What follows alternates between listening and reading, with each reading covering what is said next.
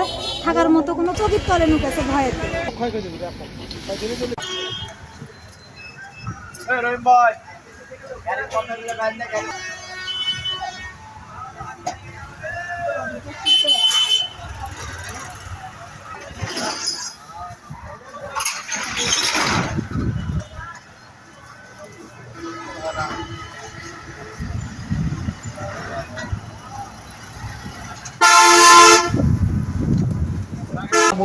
পরিবেশ নাই, আমরা কই যায় থাকবো এখন, চকিত তলে নুকেছে ভয়ের।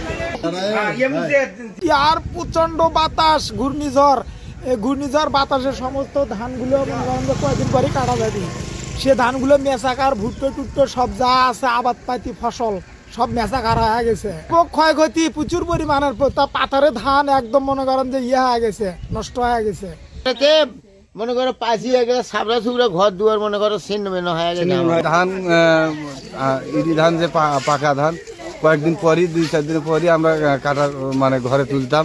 সে ধানগুলো সমস্ত ধান নন্দ ভন্দ হয়, তামান তছনছ করে একবারে মাটির সাথে মিশে গেছে।